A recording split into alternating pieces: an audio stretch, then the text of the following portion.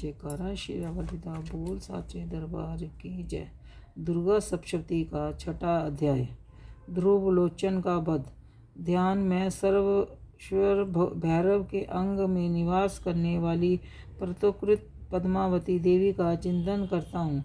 हे नागराज के आसन पर विराजमान, नागों के फनों में सुशोभित होने वाली मणियों की विशाल माला में उनकी देह रूपी लता चमक रही है। उनका तेज सूर्य के समान है। 3 नेत्र उनकी शोभा बढ़ा रहे हैं। वे हाथों में माला, कुंभ, कपाल और कमल लिए हुए हैं। उनके माथे पर अर्धचंद्र का मुकुट शोभामान है। छठा अध्याय। ऋषि बोले, देवी का कथन सुनकर दूत को बड़ा क्रोध हुआ। उसने दैत्यराज के पास जाकर सब समाचार विस्तार पूर्वक कह सुनाया। दूत के वचन को सुनकर दैत्यराज कुपित हो उठा और असुर सेनापति ध्रुवलोचन से बोला, ध्रुवलोचन, तुम शीघ्र ही अपनी सेना के साथ लेकर जाओ और दुष्ट को केशों से पकड़कर घसीटते हुए जबरदस्ती यहाँ ले आओ। उसकी रक्षा करने के लिए यदि कोई दूसरा खड़ा हो तो वह देवता, यज्ञ, गंधर्व कोई भी हो क्यों ना हो, उसे अवश्य मार डालना। ऋषि बोले, शुभ के इस प्रकार आज्ञा देने पर ध्रुवलोचन दैत्य ने 60,000 असुरों की सेना लेकर वहां से तुरंत प्रस्थान किया। वहां पहुंचकर उसने हिमालय पर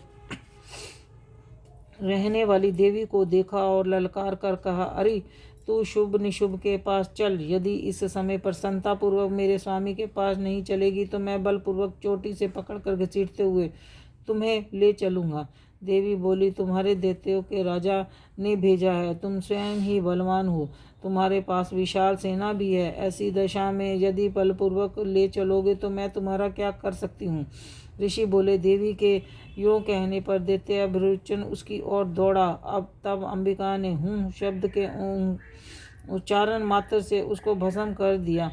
फिर तो क्रोध में विह्वल दैत्यों की विशाल सेना और अंबिका एक दूसरे पर तीखे बाणों, शक्तियों और फारसों की वर्षा आरंभ की। इतने में ही देवी का वाहन सिंह क्रोध में भरकर भयंकर गर्जना करके गर्दन के बालों को हिलाता हुआ असुरों की सेना पर कूद पड़ा। उसने कुछ दैत्यों को नखों की मार से, कितनों को जबड़े की मार से और कितनों को महादैत्य को पटक कर दाढ़ों के जख्मी कर के मार डाला। उस सिंह ने अपने नखों से कितनों के पेट फाड़ डाले और थप्पड़ मारकर कितनों के सिर धड़ से पृथक कर दिए।